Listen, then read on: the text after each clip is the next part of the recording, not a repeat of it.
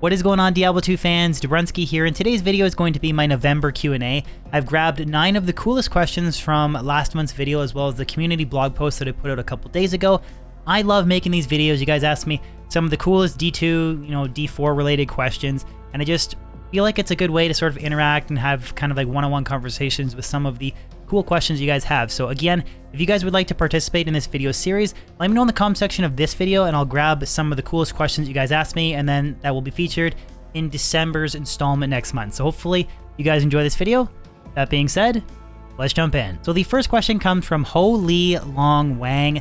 I hope I pronounced that correctly. His question is, do you think pay cosmetics should be a good idea for Diablo 2 Remastered? I mean, I want to see more D2R community, new players, make Diablo 2 great again. This is a very interesting question. I have sort of weighed in on the microtransaction subject with the Diablo 4 quarterly update where they confirmed the monetization system. And a lot of people have different takes on cosmetics in general. There is one side of the argument, and I do understand it. It's basically you pay $50, for example, for a base game like Diablo 2 Resurrected. You don't want to pay anything past that. They think anything more than the base game is just unreasonable. Now, with that being said, I think that we have received a lot of quality updates to Diablo 2 Resurrected, like patch 2.4 bringing in character balancing and new rune words, modification to some set items, and then 2.5 was terror zones and thunder charms. They're continually updating the game, and if really the only small existing portion of the player base that purchased the game, 2 years ago or a year ago, whenever Diablo 2 Resurrected released, if that sort of like base revenue pool is not increasing, there's not really much incentive for the team to continue to make updates to the game. So that's where kind of the argument of a game having a continuous revenue cycle sort of comes in. Now, personally, I don't like forms of pay to win, like Diablo Immortal was pretty egregious, but in terms of microtransactions for cosmetics, like if they did pop open a store that was like you could get a red Shaco instead of a green Shaco and it cost you like $2.99, but the Shaco was the same as the green one. There's no power difference. It's just literally how the character looks visually. I don't really care, to be honest. I mean, I don't think that that will ever be implemented into Diablo 2 Resurrected, but if it was, and I know people are going to sound off and say you're sponsored by Blizzard, you're getting paid by Blizzard to say this. I'm not actually. You have to publicly acknowledge that you're being paid for them. But if there was cosmetics, I wouldn't really care, to be honest. Paying money for a different skin on a character personally doesn't bother me, but I do understand there's a portion of the player base that hates it. I actually don't think we will ever see that in D2R. But if it did like make its way into the game, I wouldn't really throw a tantrum either. That's honestly the best way I can answer this question. Next question is from Dabo18, and his question is, did terror zones have the impact you first expected, or do you still think it's still not very obtainable for a casual player to get to 99 in a season? I kind of have two mixed feelings on this. One is I do think the initial argument for like the experience gained from terror zones was a little bit blown out of proportion, because people that actually crunched the numbers figured out that I think it's like up to 96 or 97 is still more optimal to do players 8 sea bales. And then past that point, Terror Zones starts to be an improvement to get XP. But then you have to do Players 8 Terror Zones, which is difficult for the average player to get 8 players in a group. And then you need to essentially run that Terror Zone solo while players farm elsewhere. So that's, again, difficult to do in order to like fully maximize the experience. And then with that being said, half the Terror Zones honestly are garbage compared to the other half. Like, one half or a quarter is amazing. The other, percentage is really bad. But then on top of that, in order to really maximize the experience grind and to clear players 8 with a character, you need to be running an S tier build, and there's only a small handful of S tier builds. Like, you can't do it with an A or a B tier build. Like, you can't go with the Summon Druid and effectively clear players 8, terrorize Worldstone Keep while players go off and farm another location. So I think that Terror Zones was a great addition to the game. It's really cool group farming new areas, like an incentive to farm through the Flare jungle. That's very cool. But I think that the whole experience and race to 99 being ruined, I think in my personal opinion was a little bit overblown.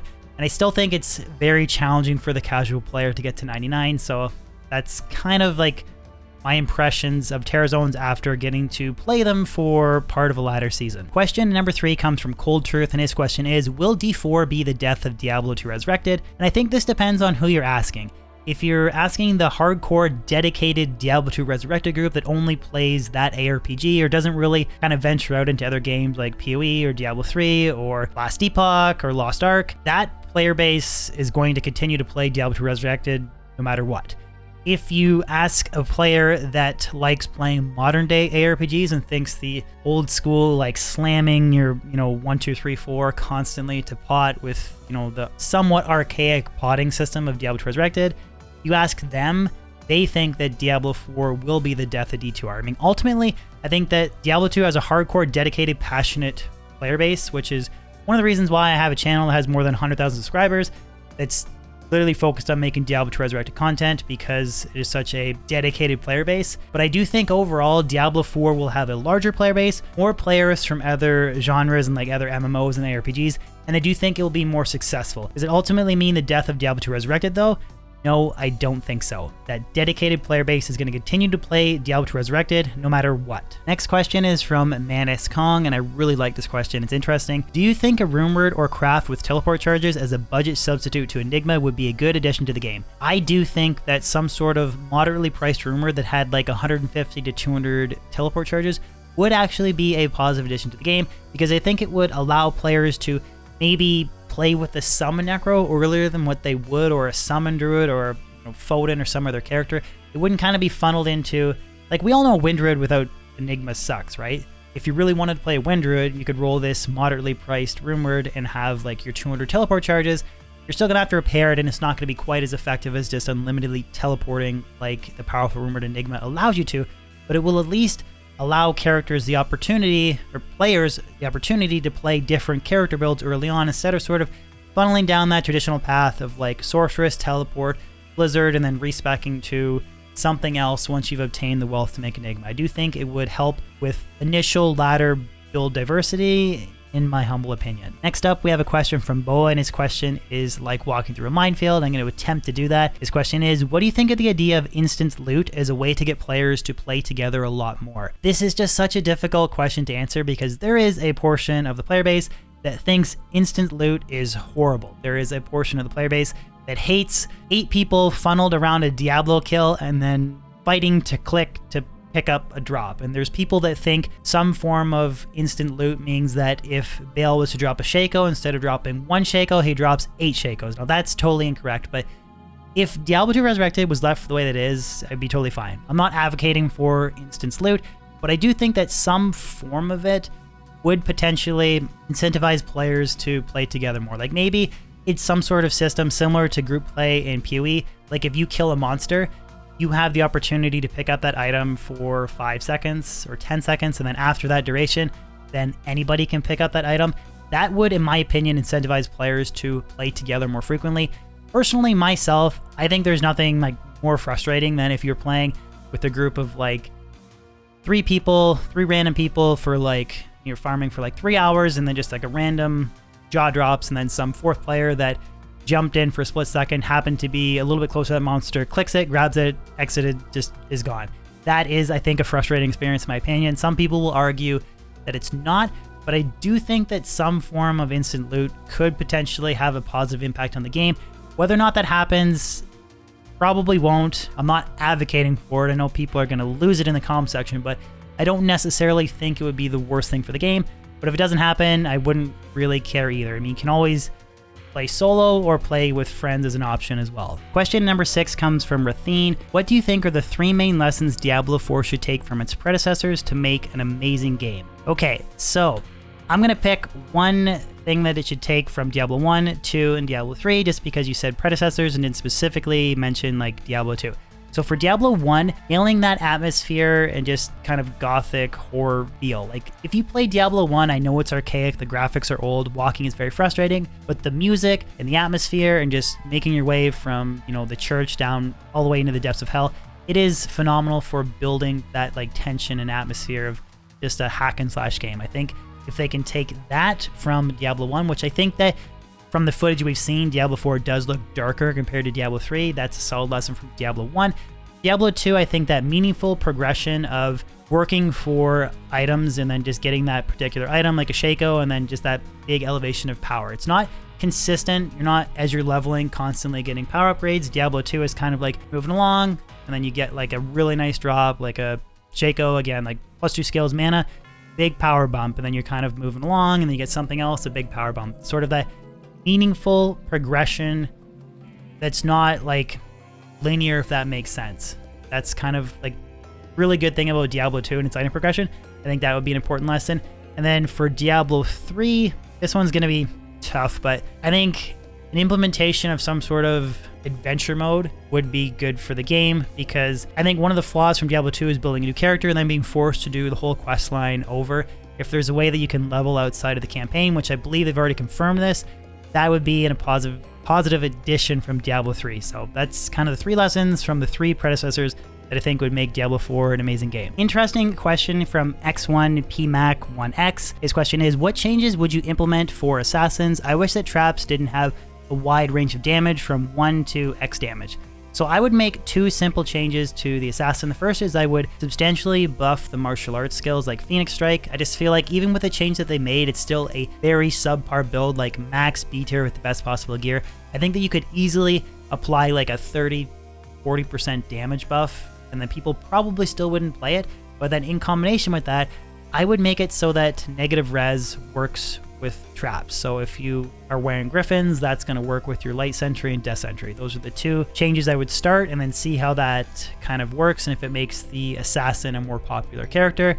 You could go from there, but that's where I would start. 2 simple changes. Second last question comes from E1337 Jerk. His question is, what's up DB? How do you help the Summon Druid? Better synergies, straight buff. Without curse, it's so much worse than a Summon Necro. I do agree for the most part it is worse than a Summon Necro. It does have one distinct advantage though that I constantly bring up in chat when people say this. A Summon Druid can instantly summon new pets, whereas a Necro relies on corpses. I do think that is one distinct advantage, but I think I would start off by enabling the Summon Druid to have multiple spirits at the same time. So you could have Oak Sage and Heart of the Wolverine, and then just slightly buff Spirit Wolf damage. That incremental little cold damage I don't think is very beneficial.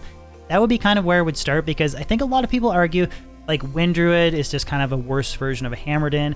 Fire Druid is better now, but Shapeshifters are just kind of like worse Whirlwinds, Barbs, and worse like Zealots. So those characters would also benefit from being able to simultaneously summon an Oak Sage and Heart of Wolverine. So that would be the 2 changes that I would implement. Possibly make Spirit of the Barbs useful as well.